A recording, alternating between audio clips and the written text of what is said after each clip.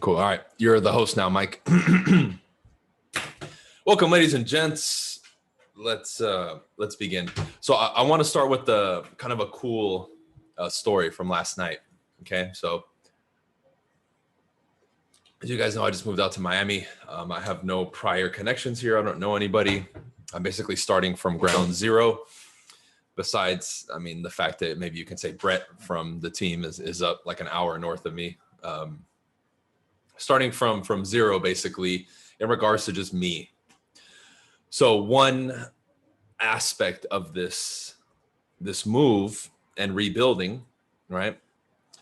And one of the main focuses of this group too is communication, right? And I want you guys to keep that in mind as I'm kind of telling the story and going into what we're going to discuss today. I've been going out a lot just on my own, different places, restaurants, going out during the day, at night, going to the beach, interacting with a lot of people. Like I've already met a ton of people down here, and I've literally been down here, I think like 2 weeks at this point. But it's just crazy how many doors I've opened and what I've been able to do in such a short time without this almost like extra effort, like people will do that socially. If you guys notice, they'll put in all this extra effort. Like, oh, I have to go out and I have to meet 20 people today, right? Beyond just like the numbers, because if we get on the phone and we make calls, we're being intentional, that's fine. But a lot of people they go too extra with like socializing and meeting people. And that's when you start breaking some of these rules of communication and it starts messing things up. It's almost like in sales when you kind of throw your technique and everything out the window and now you're just trying to like steamroll a prospect. It doesn't work, right? It doesn't come off as genuine and you start putting people off, right? The same thing happens socially. So last night, I ended up going out. A buddy of mine who's been down here for a long time. I think he's been living here like pretty much his whole life. He hit me up. He's like, "Hey, dude, we're gonna go to this place and downtown. Come with us, and then we're gonna go to this like rooftop place after." I'm like, "Sure, why not?" Keep in mind, at night, right? He hits me up super last minute, and I'm fucking tired as shit, right? I'm studying for my exam here, and even in my mind, I'm like, "Fuck, man, I don't even know if I want to go out." But that to me was an indicator that I had to. I was like, dude, if I'm being in my head about it, I'm just going to fucking go. Because that's like one of my rules automatically that has really helped me. Uncomfortable phone call that I need to make. I get that thought sometimes. Somebody invites me to go out, right? Something gets presented, a situation, an opportunity, and your mind starts, you're too tired, this. And to me, that's automatic. I'm doing it. Right. So that's a rule that I live by now that I think a lot of people need to implement. And it happens more often than you think. And it could be the most trivial things, but you got to do it. Because I ended up going out last night having a great old time, but we're going to get into specifics of it. Okay. So one thing, I met up with them, right? My friend comes and gets me from the valet. We walk up and it's a group of eight people. It's like him, his wife, and like 4 other people. I think one of them's local and the other ones are visiting. And keep in mind, I don't know any of these people, right? I just know my friend and his wife. So, but immediately when I sit down, I go into just naturally my mode, right? So I just start running the conversation. Everybody's laughing. We're having a good time. And then one of them made a very innocent comment, but it made me realize just how clearly what we're doing here is so effective. Because there's no effort on my end. It's not like I'm going in there like, okay, I'm going to talk about this and that. It just comes out now. Okay. Now, prior to that, it was very strategic to get to this point. She made a comment, very innocent comment about, I'm trying to remember exactly what she said. Something like, man, I've never met somebody with the type of energy that he has, right? Or how he's conversating and this and that. Like, I just want to sit here and listen, right? Now, she said that in passing. It wasn't like she said that as a thing and everyone was like, oh, everybody was talking and she just made that comment. And as conversations were going on, I heard it. I was like, oh, cool.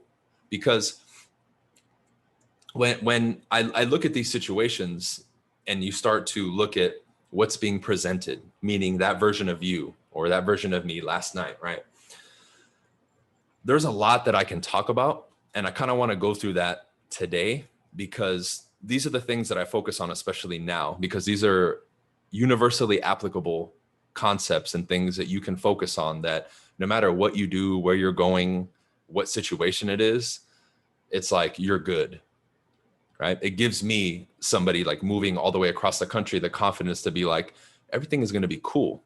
Because if somebody does something like this, what's the normal thought process behind it? I don't know anybody. It's going to take a lot of time to meet people, to get clients. Like a lot of the stigma or negativity around that subject is some social aspect, if you really think about it, right? Like if you really break it down, it's that, oh, I'm going to be alone. I don't know anybody. What is that? That's social. If you knew 100% you were good at meeting people and you could put yourself in the right places at the right time, you had no problem striking up conversations with people, you knew you were effective at it, would there be any fear there? Absolutely not. I'm on the opposite end. I'm fucking excited. I love the fact that nobody knows me here, right? I mean, yeah, some people do because of social media, but put that shit to the side. The average motherfucker in Miami doesn't know who I am. I'm not going to be like, oh, BC, welcome to Miami. Like, nobody fucking knows me here besides a couple people. But very quickly, and that, by the way, that comment was within 5 or 10 minutes of me being there, right? But the first thing is, the first takeaway for you is immediately, it wasn't like I imposed myself, but the gravitational force of the conversation just went to me, right? And a lot of it has to do with, once you're in the meeting with a client, right? Let's say you sit down at a listing presentation, they say hi. You sit down at a group right there and you're going to talk. What are you doing? What are you doing?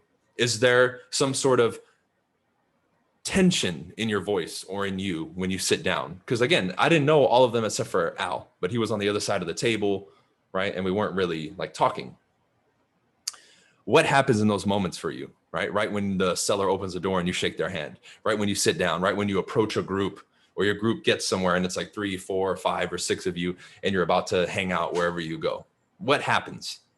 Now, I know I'm going to end up most of the time, unless I really just force myself to shut up and not say anything, I'm going to be running the fucking conversation, right? Like, for sure. It's just what happens. Now, I willingly accept that though. And I know what's riding behind that is, I'm going to be able to do this shit and create an experience and make this more fun. Because when we went to the second venue, right, the girl that made that comment, I had kind of been pawned off, right? And I was talking to other people that I had met there, and we were just kind of chit-chatting. I think we were chit-chatting about cars, but the main group, right, I guess it was fizzling over there. So she literally comes and grabs me with my friend Al, like, oh, you got to come over here with us, right? And I'm just sitting there like laughing in my mind. I'm like, something as so simple as the stuff that we talk about here is so lacking in today's culture that it literally becomes this thing that people crave when you really think about it. And what was I offering there? It wasn't necessarily the subject matter that we were talking about. It was a certain level of energy that you give off to people. And that shit is intoxicating to the average human being. Okay. And the cool thing about this is, it doesn't matter if you're older, younger, man, woman, alien, fucking cat, dog, they love it, right? They love it. Same thing even with my cats, I notice with me. Okay, I know people who have cats. I know people who have these types of cats too, my Sphinx cats. And everybody, especially the owners of them, hit me up to like, dude, how are your cats so like connected to you? So this even stretches into the animal kingdom too. It's something, right? Now, I can't quite put my finger on it. I can look at a lot of things that contribute to it, but I can't say it's one thing. Okay. No, I'm not talking about what it is, Daniel. I'm talking about what causes it specifically, if there's only one thing. That's what I'm referring to, right? So one for sure is the energy. Okay. Now, when I say energy, I don't mean, you're just sitting there and you're very high energy and screaming and your eyes are wide open and you're kind of like that. You guys know what that's like, right? I'm not referring to that. One thing that contributes to it though, for sure, and this is the element that I brought in, I know last night for sure right away, especially in an environment like that, okay? What's expected in a social environment like that? It's gonna take some time for people to break the ice and kind of chill. When I came in, 0 tension, 100% loose, okay? So that's something I recommend you guys start focusing on, because we've talked about removing tension and being loose, okay? But that's a vital portion of this. Every movement from me last night I mean, just in general too, but specifically there. Because normally when you go to a seller's house, right? When you go to like a venue where you don't know people and you might only go with one or two friends, everybody's a little bit tight. Okay. Now I know for sure when I go into that environment, no one's looking at me saying, oh, he's tense, he's tight. For sure. No way. I feel right at home. Like I can kick my shoes off and put my slippers on and be like, hey, what's going on? Right? Like right when we walked in, I grabbed one of the managers, and started talking to him. And then after, people are like, do you know him? I'm like, fuck no, I don't know him. Right? But it's as if you have to be loose and carry yourself a certain way. Like you guys at home, think about that. What are some moves that you would do at home that you would be terrified to do if you go out? Maybe like with your brother or your friend, you put your arm around them at home and punch them in the stomach, or hey, come over here and grab their arm. You're a lot more loose and touchy, let's say at home by nature, but in public, you would never dream of touching anybody ever because you're so tense, right? So that's something that you can work on. How can I create and emulate my comfort zone in regards to this lack of tension and looseness and translate that over to a sales situation or a social situation, right? Because the more blurred that line is in your execution, the more effective you are. We admire the person who socially is very loose and open and seems like they're carefree, because that's another one too, carefree. When you have that, it's not a big deal and kind of carefree attitude, even if you ask a personal question, it comes off as so innocent, people don't care. They don't take it as like a, you're interrogating me type of thing. You know what I mean? So part of this is putting yourself more in those situations, right? Now, a lot of you maybe don't go out. And let me tell you, I don't like going to fucking clubs and all that bullshit. I fucking hate it personally, right? I'm a talker. I want to talk. I don't want to fucking sit there with douche, douche, douche, douche, douche, douche. Like to me, that's fucking retarded personally. That's what I think, okay? Pushing around your little lights and fucking dressing all funny and taking drugs and shit. I don't want to do that, okay? Personally, you like it? Cool. Not for me. However, I force myself. I won't drink. I won't smoke. I won't do any of that shit to go there to make myself comfortable in those environments. Because if that's that enemy staring me at the face that I don't like, not that I'm scared of it, I just don't like it. But my mind is, I need to find enjoyment in that. I need to find comfort in that and lack of tension in that. For some of you, maybe that's knocking on a Fizbo's door. You'll call them, but you won't knock on their door because you're like, man, I don't want to deal with that asshole in person. Good. That's exactly what you need to do. Because that's how you start breaking down the walls of this.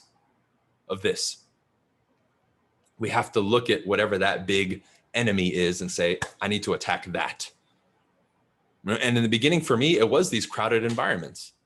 I was very cool, talking to people anywhere. But when it came to these big crowds, it started fucking with me a little bit for whatever reason. I said, you know what, fuck it. I'm going to go in the biggest crowds.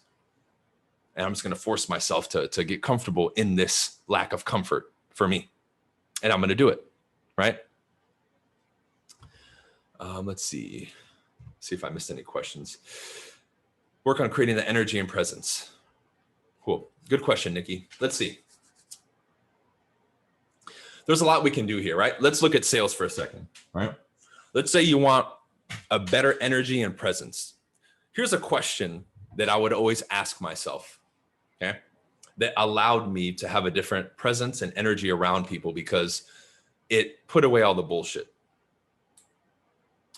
Do I know, dealing with somebody, right? Let's say I call a prospect, I have a buyer, I have a seller. Do I know, based on my interactions with them, do I know what's best for them in this scenario, right? If you're selling, it's your service or your product. Do I know what's best for them? And is everything about me in this interaction leading me to that?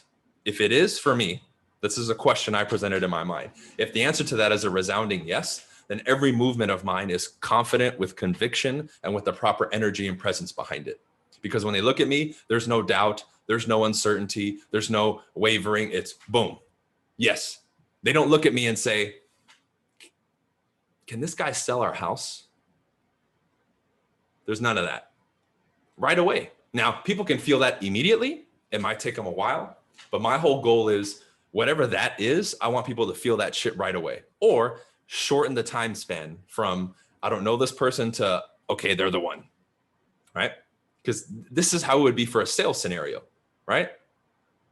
What energy and presence would you need for that? For sure, confidence. For sure, trustworthy, right?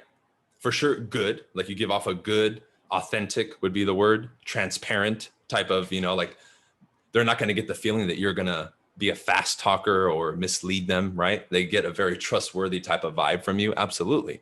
So we have to start looking at it. Well, okay, let's reverse engineer this thing. Somebody who gives that opposite energy that I don't want, how would they be moving? What would their eye contact be like? What would their words be like? And I want to make sure I'm not falling into that, because there's two ways of approaching this: what to do and what not to do. Now we can start mashing this shit together, because you may have what not to do tendencies in you right now, right? Like if all of us were to go out and we all innately get nervous in social situations, there's going to be a lot of what not to do things that we're doing. Maybe our voice is going too high. Maybe we start talking too fast like this because we're scared, right? But you don't realize it in the moment, but you have to catch it. Now, the beautiful part about this is when you start doing this stuff in groups, like let's say you go out with a friend and you start critiquing each other on this stuff, man, your results will catapult, right? That's why if you guys are role playing with each other, I recommend you guys start doing it on Zoom so you can see each other. Take it to the next level. You're not just listening to your voice anymore. You can see the other person. So what I used to do when back in the day, we would use Google Hangouts because we didn't have Zoom. We would set it up standing up, right? And we would stand back. That way they could at least see from the waist up. That way if people were scratching their arm or doing weird movements, we could catch it. So we could have a, like a physiological viewpoint as well. So it wasn't just what they were saying and their eye contact. It was also how they were holding their body. So if somebody was tense, we could see it. If somebody wasn't standing with good posture, we could see it, right? So those are just a couple things, but here's another one, right? Here's another question. What are you doing, dude? Hey, stop. Here's another question I would always ask myself. Can they count on me? Can they 100% count on me? Answer to that is yes, for sure. When I go out, can people count on me to have a good time? Fuck yeah. I'm the definition of a good time. This is my mind talking now.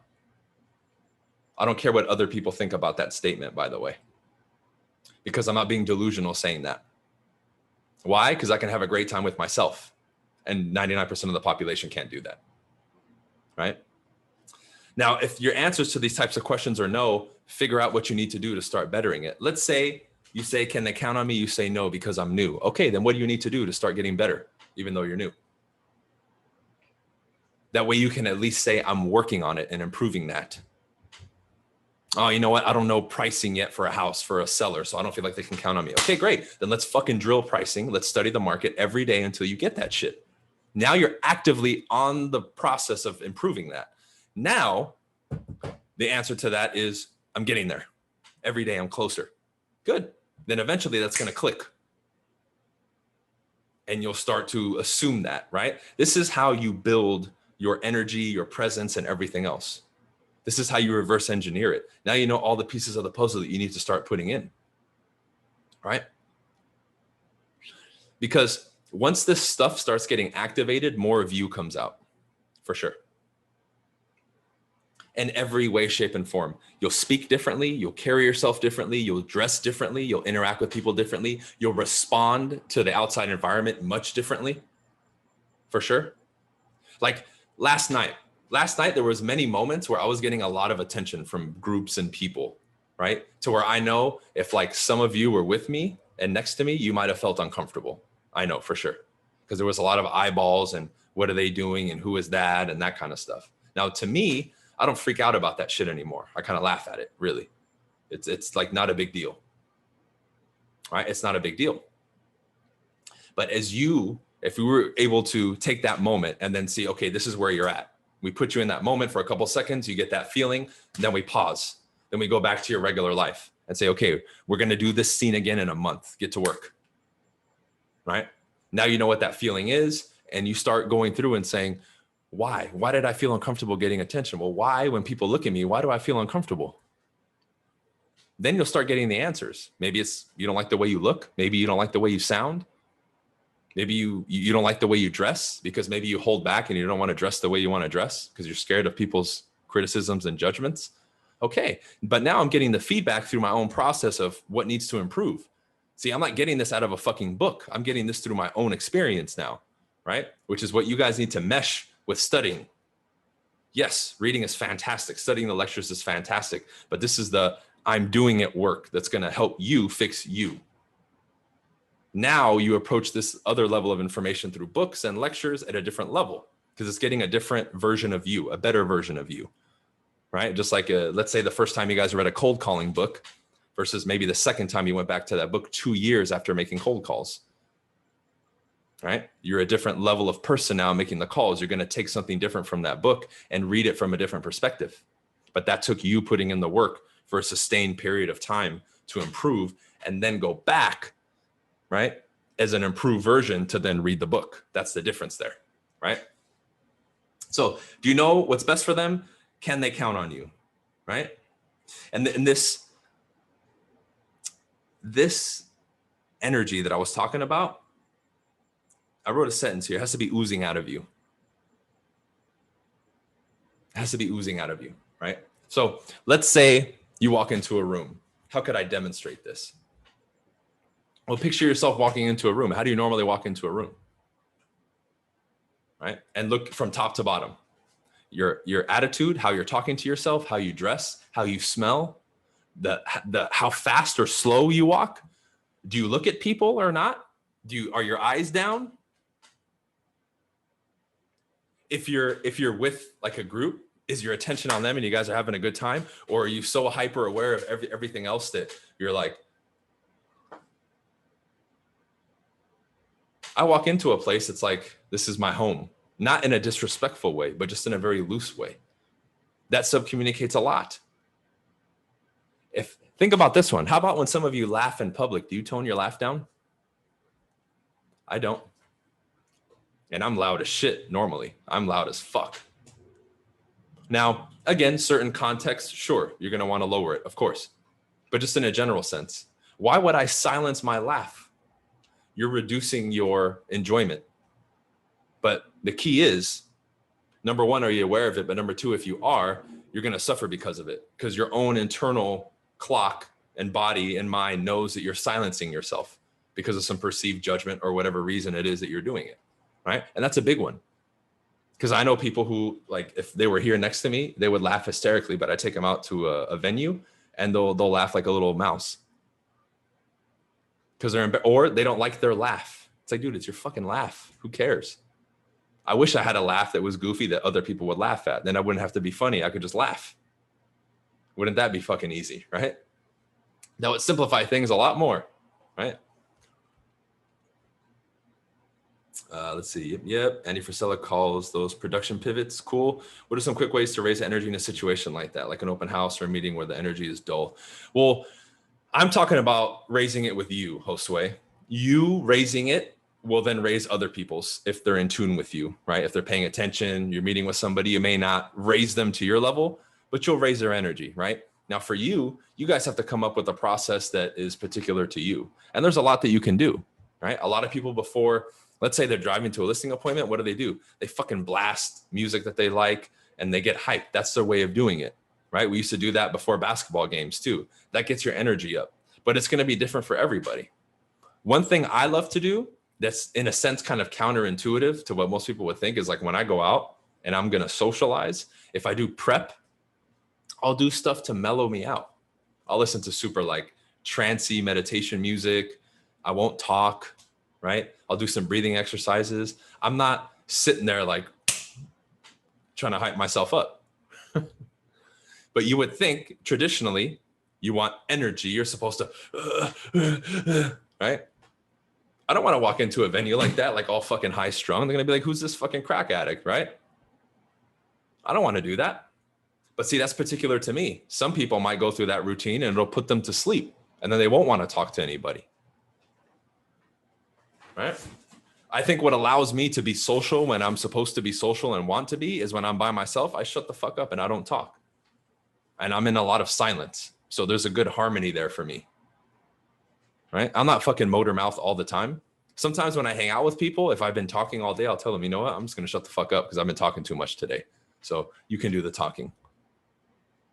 And then that's really when I realize how poor people's communication skills are, because I'm like, shit, if I'm not fucking running the conversation, it doesn't go anywhere. Right? Now, the next question would be for all of you, right? And I mean, and this is so, I'm giving the social examples, but think about it in a presentation. When you guys are going there with a listing presentation, you're controlling the conversation and doing these things that I'm demonstrating or talking about tonight. You're doing that very thing. That's the tool that allows you to do that until you get to the level that you don't need that shit anymore. Then that's fine. You can ditch it, but you better be at that level. Having that presentation and having the words allows you to demonstrate who you are in that presentation, right? Because until then, you have no baseline confidence, because you would just walk in there and say, what the fuck do I say? And then you build from that. That's the foundation that you build from, right? Once you do it a few times, it gets so much easier. That social norms are very wired in us, which restricts us from being loose and comfortable. Yeah. I spin my wheels talking sometimes, and it makes the phone calls longer. Absolutely. That's why a lot of times when people ask me, oh, like, how would I ask this question, or what would I say in this scenario? I'm like, well, if it was your mom right there and you guys were sitting in your living room, how would you ask her that question? And they'll say it. Oh, well, and then something like the no big deal attitude will come out when they ask the question. I'm like, well, there it is. That's how you would ask it. Because it's the same context, comfortable, familiarity, rapport, it's your family. Then you ask the question like that. That's how you can hijack rapport in some of these things, in a sense, because you know in what situation, how you're supposed to be and what you're supposed to say and how you're supposed to say it. So when I'm out and carefree and saying this and saying that and popping off stories and blah, blah, blah, right? It's not a big deal. It's not a big deal. Especially when it comes to like personal stuff, or like sharing what other people would consider personal information or a secret, right?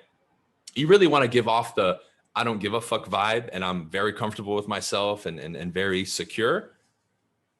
Have little things that you share with people, even if like right when you meet them, right away, right? It doesn't have to be something major, but in a sense, most people call it now vulnerability, right? Vulnerability.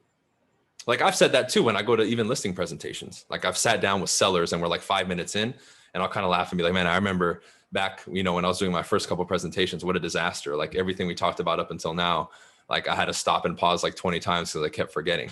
And they'll laugh, right? But that's cool to them, because I'm admitting I used to be a fucking rookie and I was terrible. But what does that imply at the same time? That I'm not a fucking rookie anymore.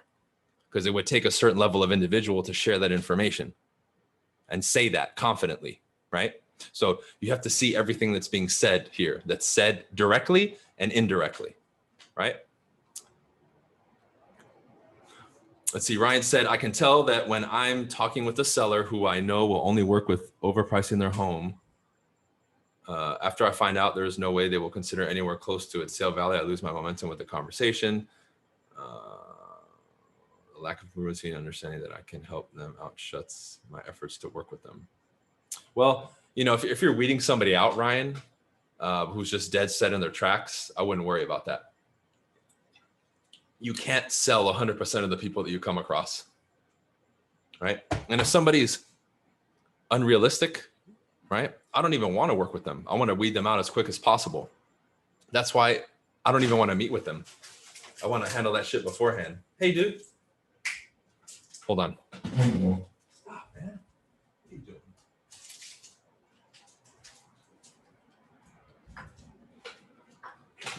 Fucking cats. Too much energy. Now that I'm not using any energy, they're using it all. Let's see. I don't know if you had anything to add to that, Ryan, but you get what I'm saying here, right? I don't want you to look at yourself in those situations like you're doing something wrong. You're not. Because in my mind, it's like, I know I can help them and I'm the best person that can count on me. But if they're not going to fucking be on board with what I'm presenting, then forget it, right? I'm not going to waste my time or theirs. Yeah.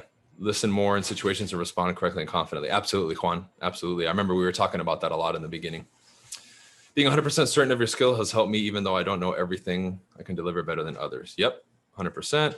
I have a tough time being around women because I feel more comfortable within my masculine energy, which often prevents me from going out with other agents because most of who invite me out are women. Okay. That's a great question.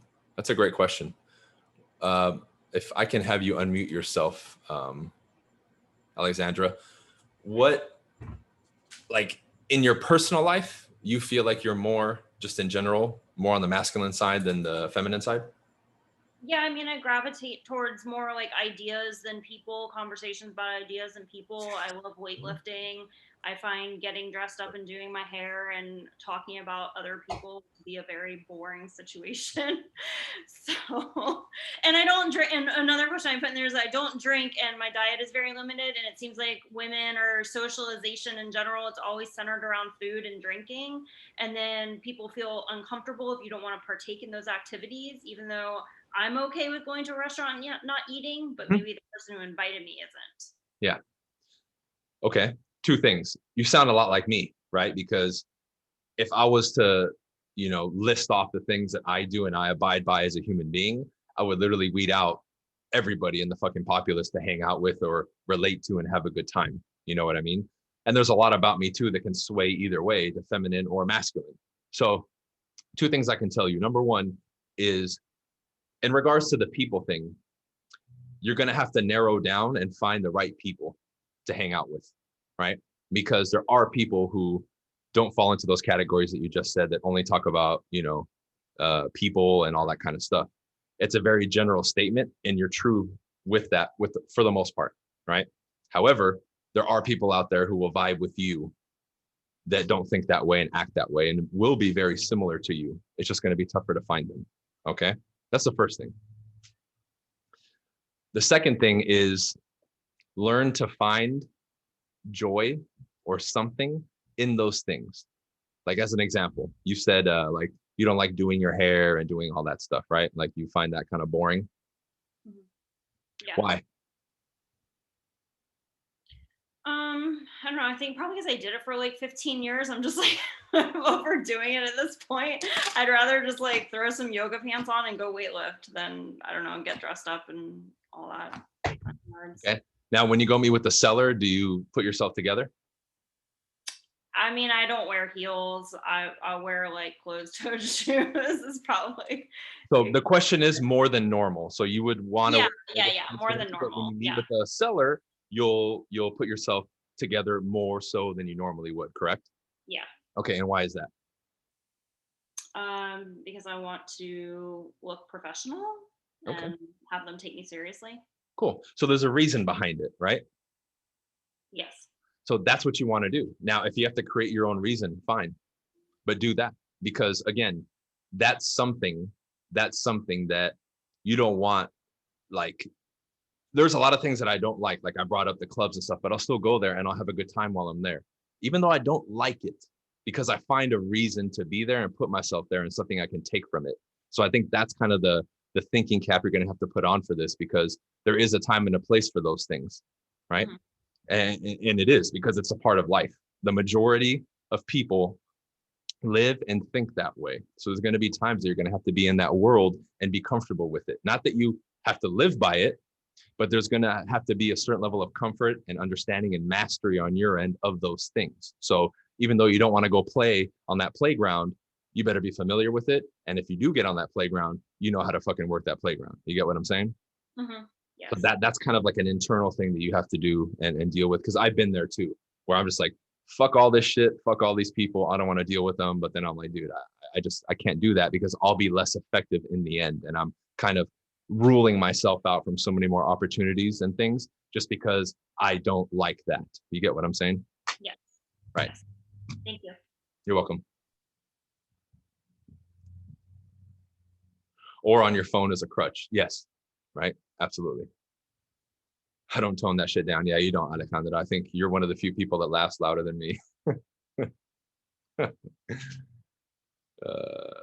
agree. You got to come into any situation like that. But balance. Yep. I display in social settings and learn to love being around people. Yep. Of course. How did you work on creating this aura vibe that you have? Is it a lot of because of your inner confidence?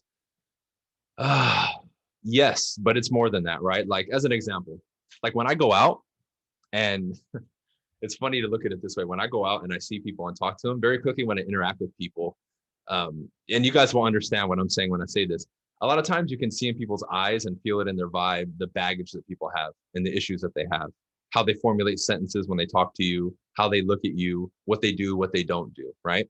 So when I go out, I'm almost like I feel like in a sense, I'm a walking billboard telling people, hey, that issue that you have, I've handled it. Oh, that issue that you have, I've handled it. That issue that you have and the other one, I've handled them.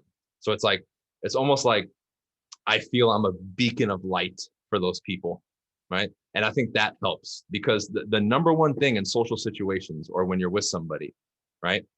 Especially outside of the professional sense, but even in the professional sense, when somebody can look at you or interact with you and very quickly figure out or see and realize that an issue that they're having, you don't have that issue, you automatically become attracted to them, right? Because they've handled that issue. Now, when I say attracted, I mean drawn to them or interested in them. That's what I mean. I don't mean a sexual thing. I just mean like, oh, right? Like, damn, I can't even walk into a room with my head up. That person's glowing when they walk in a room. You're naturally going to gravitate towards them a little bit, right? And then if you start learning about them more and talking to them, and there's other things, it's going to be even more. So a lot of it, Nikki, I think is that it's, I've handled so much of my own shit and by virtue of that, improve my confidence and many other things that it gives you that vibe and aura because that can't be faked. It can't be faked, that stuff. You know what I mean? And you guys know what I'm talking about. Or if it is faked, it's figured out very quickly, you know, like the little lizards that like will step up to like a predator. And then when the predator takes one more step, they fucking run away. So they pretend to like posture up. And then as soon as one more movement is made, they run away. So you can't do that. But I think a lot of it is that. I mean, even again, if we're going to use social examples, when people go out, it's not normal for people to socialize outside of the people that they know in their group. I knocked on fucking 100 doors a day for fucking 4 years and did all those cold calls. And I've approached people on the street as exercises to get better at socializing. I don't have that discomfort. So naturally, my vibe around people is by virtue of all that work, going to be better. It's going to be more open and receptive and comfortable. So if I approach somebody, they're not going to feel that same maybe awkwardness that they feel with somebody else because that person isn't aware of how to approach somebody socially versus me, I am, you know? So, I mean, it's a lot of stuff, Nikki, for sure. You know, we could probably do like 10 lectures on all the stuff that helps you build your aura and your vibe. But I would say those are some of the main things too. And then another one is, especially when I meet with the seller or socialize, I don't have a hidden agenda. That really fucks up your vibe. It really does.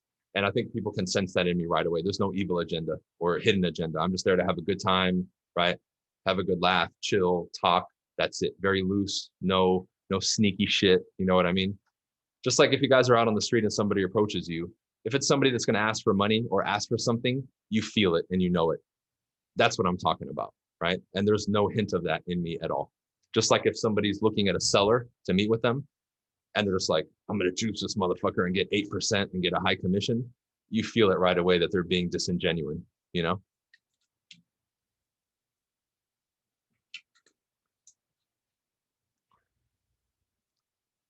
Makes a lot of sense. Cool. When I knock on doors, I started implementing the technique of leaning back to draw them in, but I'm not sure if it's the right technique for my line of work because I introduced myself as an alarm manager trying to maintain an authoritative presence.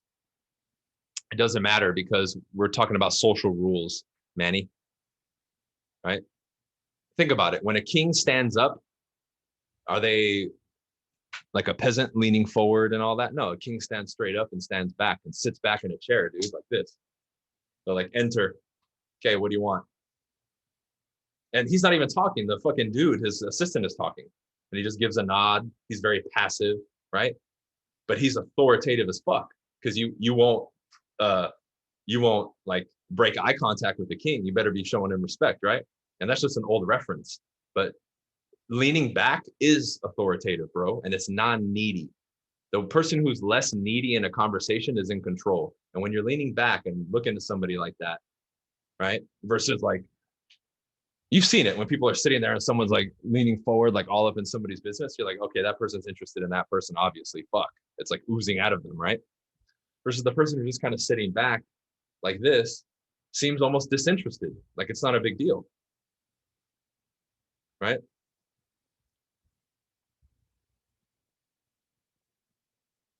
So, and then you mentioned, I'm not leaving until I get you to upgrade your system. that can come off very imposing to people, Manny, right? So I just think you need to study up some of the basics a little bit more so you understand the moves and what they represent and what they're there for. And then you'll have a better idea, right? And then you'll have a better idea. Because there's going to be a moment to lean back and there's going to be a moment to posture up for sure. You just need to learn when.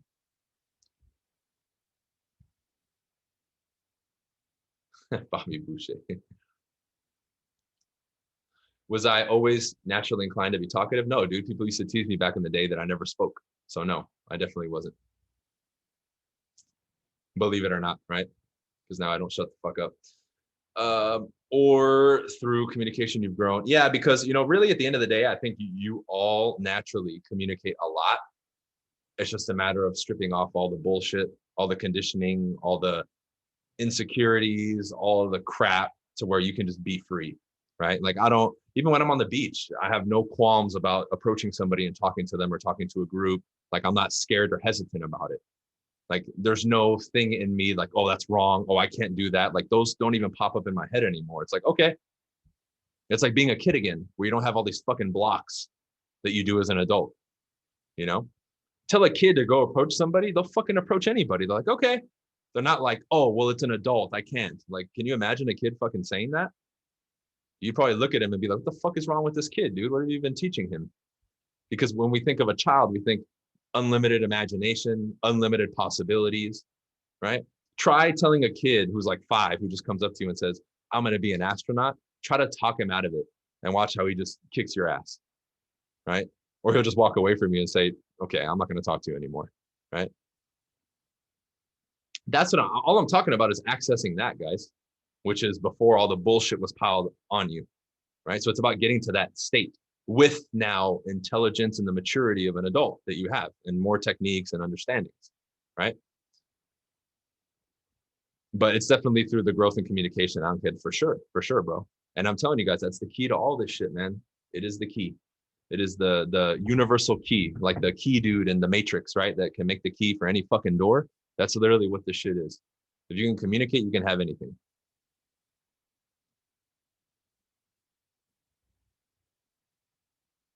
Yeah. I also have a tough time going out because it's usually centered around food and alcohol. I'm just like you. I don't drink. I don't smoke, Alexandra. My diet is very strict, right? So that was plenty abundant around me last night in both venues.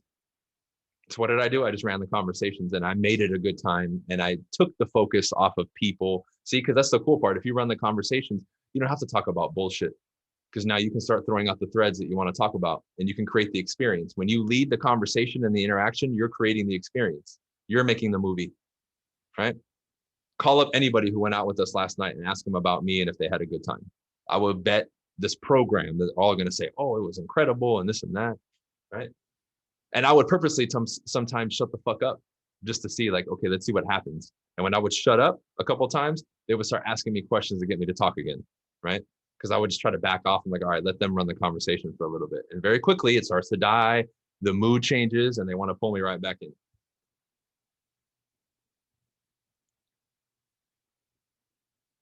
Yeah. And in regards to them feeling uncomfortable, I'm just very explicit in the beginning. I'm like, look, you guys do your thing. I know I'm crazy as fuck. And like, I exaggerate. I'm like, I know I only pull grass out of the ground and eat it. And, I'm this weirdo who doesn't fucking drink and smoke, but you guys are good. I don't have any cravings for that stuff. Please eat and enjoy in front of me. I'm in my own fucking world. Like, you don't have to worry about it. Don't worry about me. Okay. Let's just have fun. Like I say that up front all the time, especially with new people. Because later on, if that comes out in conversation, is when they'll be all awkward. Oh, I didn't know you're vegan. I won't eat in front of you. It's like, why would you do that, bro? Eat. Like, would you do that at home? Even that is so socially awkward. Oh, I don't want to eat in front of you because you're vegan. It's like, kind of dumb shit is that, dude? And I think I even brought that up in our conversation. I was like, look at all this social conditioning bullshit we do that makes no fucking sense, but everybody does it, right? Like, since when is it rude to eat? It's rude to eat in front of somebody. It's like, dude, we're having fucking dinner. Like, has anybody ever stopped to like look at these rules? Right? Doesn't make any sense. So I make lighthearted fun out of that stuff. Is basically what I do, Alexandra. So, right? Yep. There we go, Juan.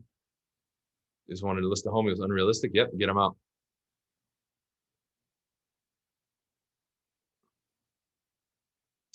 How do you make people feel comfortable if you're not getting drunk with them or eating bad shit? So eloquently said, bro. Thank you. Look, if you guys know how to conversate, you won't have to worry about any of that shit. Right? Like people were getting so distracted last night, they stopped drinking. And I was just laughing and having a good time and talking shit and being me. Right? And they didn't start drinking again until we went to the second venue. And then I was kind of off doing my own thing. Right? But when you're having a good conversation, bro, it doesn't matter. Why do people drink? Most people, to loosen up and have a fucking conversation. They have to loosen up to have a good time. They need the alcohol to do it. It's a crutch. They won't admit it, a lot of people, but that's why they need it. I don't. So if I can, just with my words and the stories that I tell, make everybody have a good time, that's what I do, right? That's what I do. And you can do it too, bro, but you have to assume that position. And taking leadership of a conversation sometimes requires more effort than you think it does. But the moment people start having a good time, they won't give a fuck. They'll willingly surrender the conversational leadership to you because that's what it's about. Because conversation creates the experience, dude. That's all it is. And when you really get better, you'll start pulling other people into your group and conversation. But that's higher level stuff, right? You have to be very comfortable to do that. Introducing people to other people, introducing new groups into, your group, right? Making sure that you run it. Because once you assume that responsibility, with it comes the outcome or lack of outcome. It's going to be on you. So if everybody doesn't have a good time, it's your fault, right? For the guys here, think about the last time maybe when you were younger, right? And you went on a date and you were excited and maybe you weren't as conversational as you are now. If the date went bad, who got blamed? You or the girl? You. Every time. You could have done a decent job and the girl could have been the most boring girl on the planet. But whose fault is it? It's yours. So just like you take control in a conversation, it's just like that. The outcome. And you know what? I'm okay with that. And I willingly accept that. Why? Because now I have control. And then I can only blame myself. So if everybody has a great time, I can say, taking credit, right? I don't have to openly, but I can say, I created this experience. We had a good time. I'm the one who contributed towards this. I put the fuel to the fire to create this blaze of a good time, right? I like having that responsibility, but that's pressure. I'm okay. I'm comfortable in that. Give me that. That's that same attitude that will allow me to go in to see a fucking $3 million seller and be like, oh, we're taking this shit, hands down, not a problem. Oh, bro, but it's 3 million and bigger paycheck. Let's do it. No hesitancy. You get what I'm saying? Yes, Juan, for sure. That's the thing. Possibilities and opportunities. Think about that. That's what this is about. You're at that table, you meet those people, you have a good time. What can that turn into in the future? Right? You never know.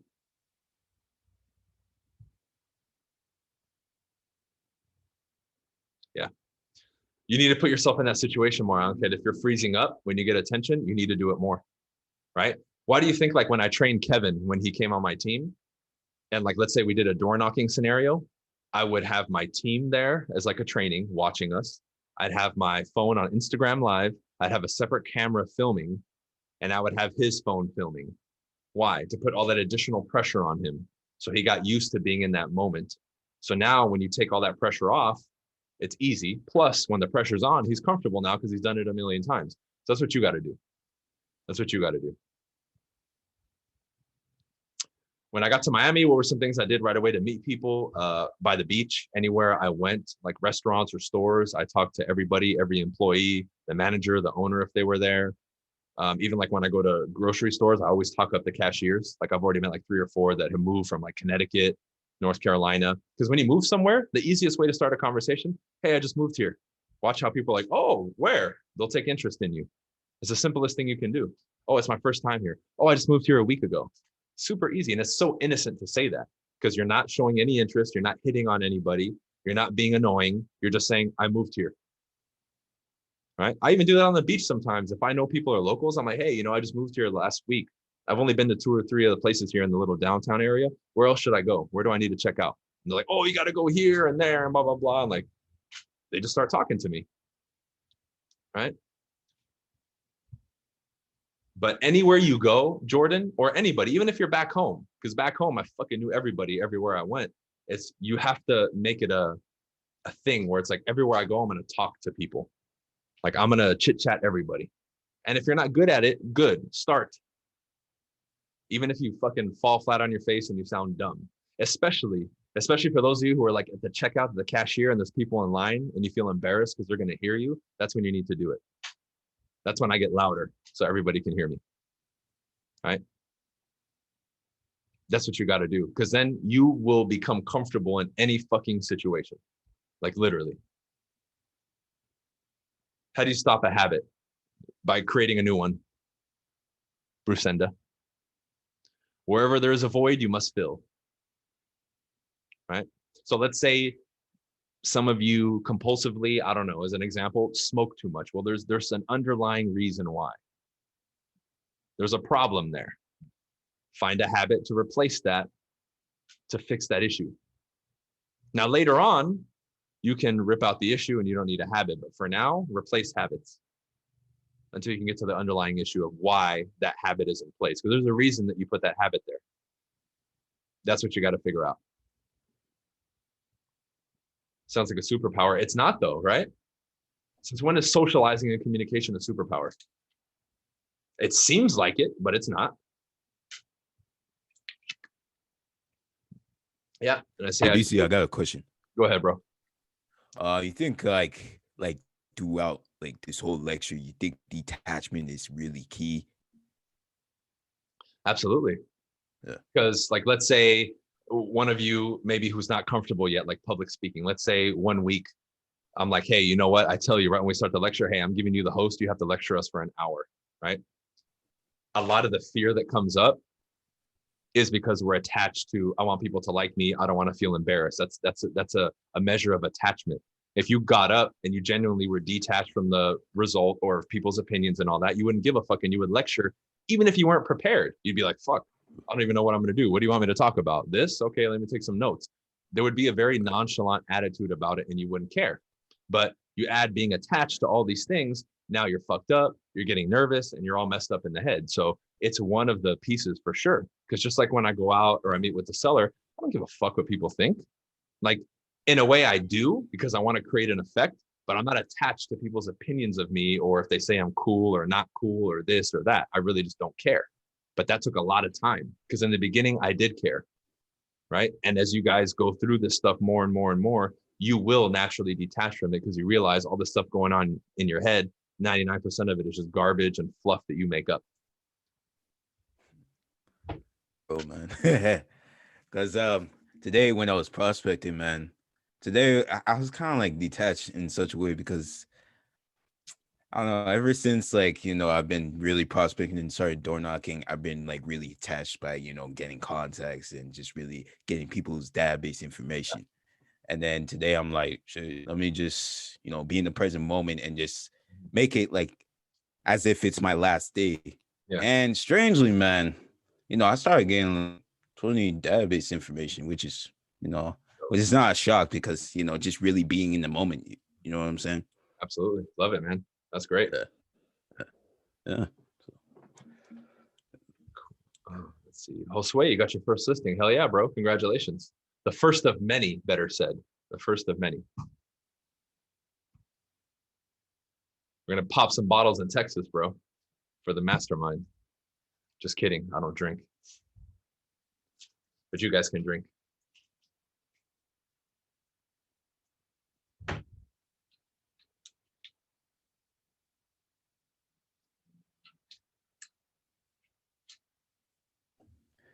Hey, BC, I got another question. Go for it. So like just learning about like red pill information, like stuff that's like completely out of the norm from the outside. Wasn't it at some point did it kind of like make you uh I mean, even though I don't like using this word, but introverted at one point,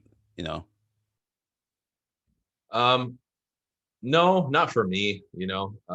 Once I started figuring out just a lot in life, not even just in regards to the red pill stuff, but really seeing that, pulling the veil, from in front of my eyes and really seeing the world for what it was and all these other things. I always had that hunch when I was a kid that all the shit that I was seeing and witnessing and being told was just a bunch of bullshit. So for me, that blow wasn't as hard because I innately deep down inside knew that something was wrong, and I'd always just been that way as a kid, right?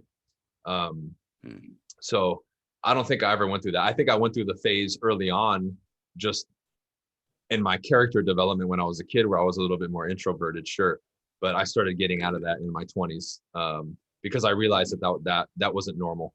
That wasn't normal. So, because I remember when I was 16, 17, when I started coming across information, that was when I was like reading, just yeah, reading information just randomly and just watching documentaries. Then when I found out like certain information about, just red pill shit. There was like one point when I was in see, I didn't want to talk to anybody because I was just, I don't know, I was just always just pissed off. yeah, But then as soon as I, started learning about more of the stages of the red pill and just really just rising above it and just really just using it as a tool to improve my life, then that's when that started to change. Like it's more of a tool to just, pretty much use the cheat code of life in for such sure. a way. So yeah. Absolutely. Brusenda, it's a reference to the Matrix. Remember when Morpheus tells Neo, you can take the blue pill and wake up and live your life, or you can take the red pill and then I'll show you what the world is really like. That's the reference of red pill. Oh, okay. I don't think I watched The Matrix all the way through. It was in the beginning, but it's just a reference. So basically, it could be also said like something that you thought was a certain way, you find out the truth and it ends up not being that way. That would be a reference to red pill too. Like you figure out that you've been lied to. Got you. You also watch They Live? Me? Yeah, They Live. No, I don't. It's similar to the Matrix. I think it's this WWE wrestler Roddy Piper. How I think he has these glasses, and once he sees it, he sees all the red pill. Yeah, I remember. Yeah. I don't know. Sometimes when I watch movies, I feel as if like there's some red pill predictive programming into like each movie that I watch. Like there's always some red pill predictive programming. You probably already know what I'm talking about, right? Oh yeah, a lot of them for sure. Yeah.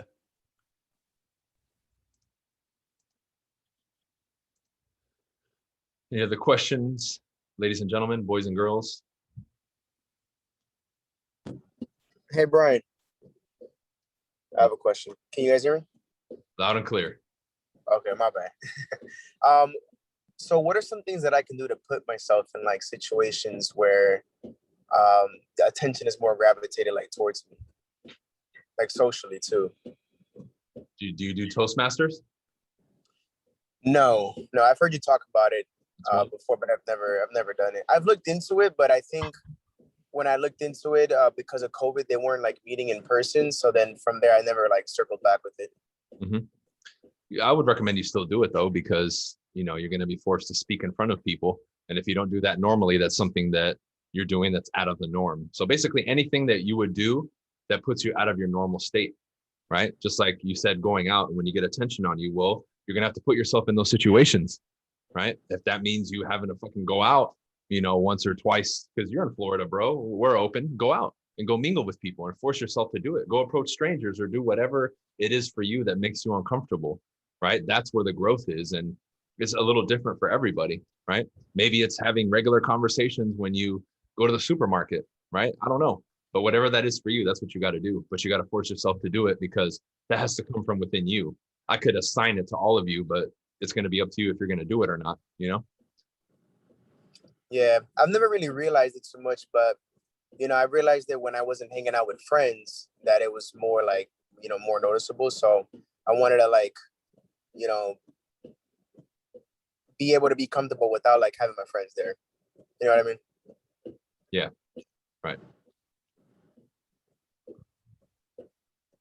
Like something for me is, I meet a lot of people who are fucking boring, right? Like super boring.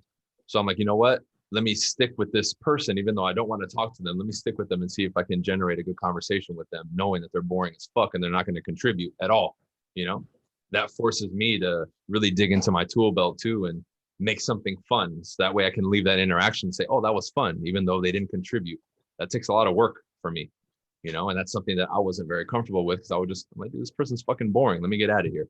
Right. But I would stay there and force myself, you know? Sure.